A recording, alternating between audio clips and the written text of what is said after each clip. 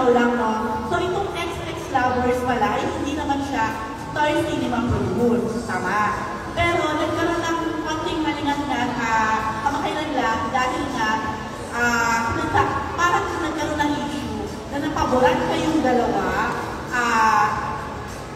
against or Kim and Paolo in terms of playdate ng movie. So how would you like to answer this? Kasi pwedeng magkaroon ng ganong connotation pa rin ng mga fan at ma-interest, mag-negative ang ano. So mas better siguro na explain nyo yan. Okay.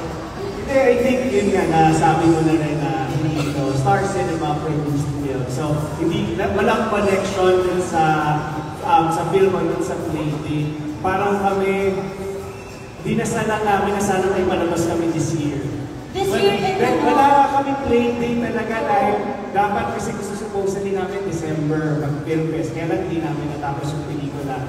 February, puno-puno. So, sabi-sabi, baka March or April, gawa na kami nagawa ng pelikula, tinatapos lang namin. Biglang nag-open ang February 12. Yun ang mga, kung paano nag-unfold yung events. Thank you, Rose. Maraming salamat. Now, let's Cesar Patingal of Net25.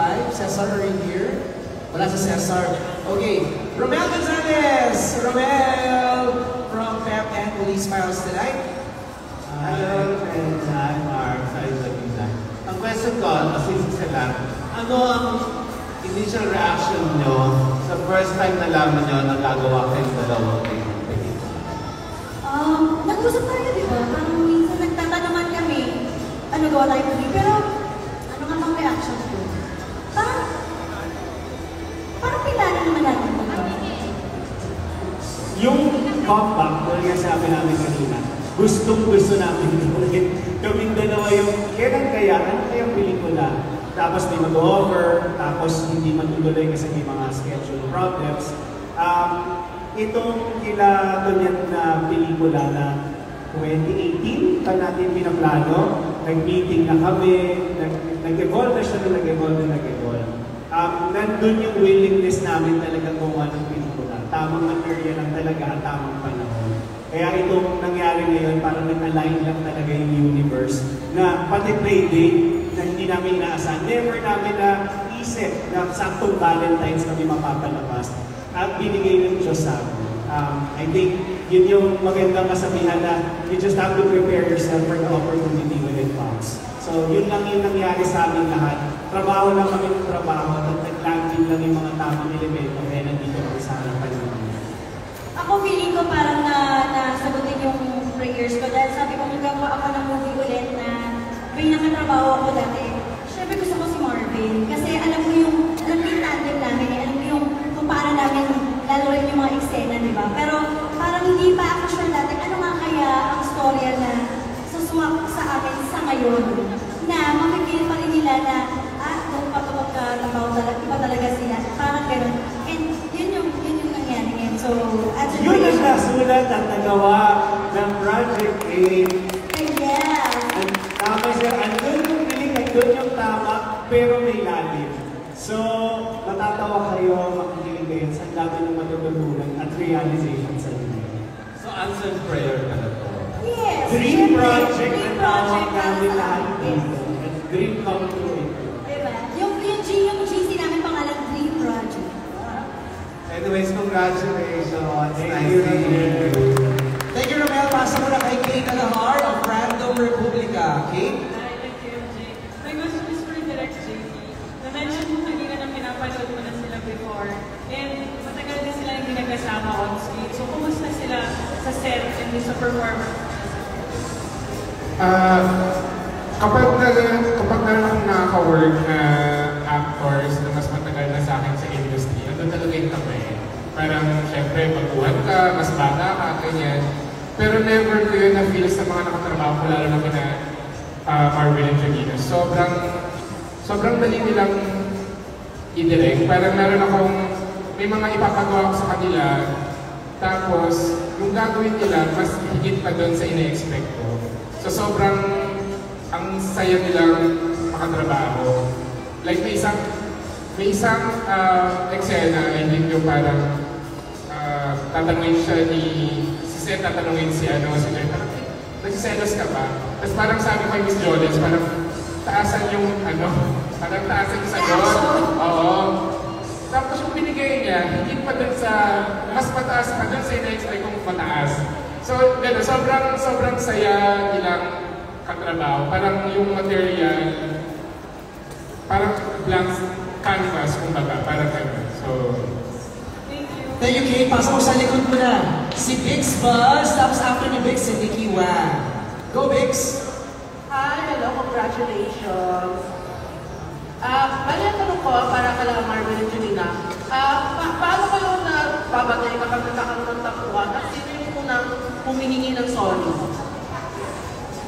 Ano to, yung dati maraming tapuan, pero ngayon wala na gano'n, ano? Tatanda na namin. Nakakahiya na po. Kung may ganun pa kami sa set, nahiya naman kami sa director. Yes, God po. Maraming ganun nangyari since mga 17 years old kami na. Si Jolina ay sobrang matampuhin, pero ang dali-dali rin niyang pasayahin. Kaya alam ko pag nag-sorry na ako, may in love na siya sa akin. Ano man sabi mo doon? Hindi, ako talaga, meron Yun na po, tapos na po. Hindi, nung sa amin dati, meron kami naging away dati sa, tapos kita okay ka lang, sa Baguio yun, tapos sabi ni Direk Jerry sa akin, huwag mag-usap mo na kayo dyan. Tapos hindi ko talaga siya pinapasin. Tapos meron siyang ginawa na, parang yung ngiti siyang ginawa na sige nakapati na tayo kasi parang meron siyang may cute sa kanya na ano na ako, na papahappy na. Charming talaga.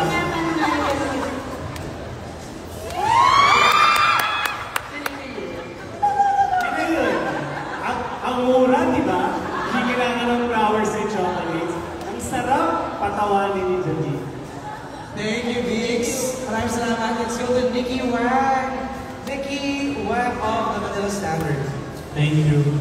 Medyo nalungkot ako na MU lang pala si Marvin at sa Jolina. Na hindi kayo ex-lovers.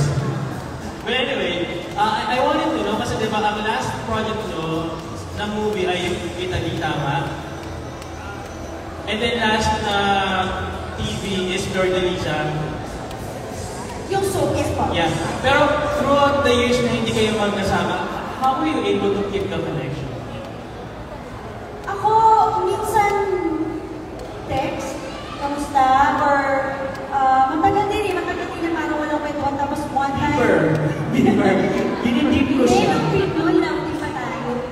Kasi yung cellphone dati, si Martin pa nagtulong sa akin magtulong or pero nung hindi na kami nagkaka-work, one time, nagkasabay tayo sa diba, sa EDSA, tapos tumawag siya sa akin, tumawag sa akin si Martin, tapos pagsagot ko, nandun pa na siya sa likod ng sasakyan ko, tapos nag-iaya siya mag-coffee. Tapos ang kwentuhan na kami, ganyan. Yung mga pag-ganun lang. Wala masyadong talagang magpaplano na lumabas.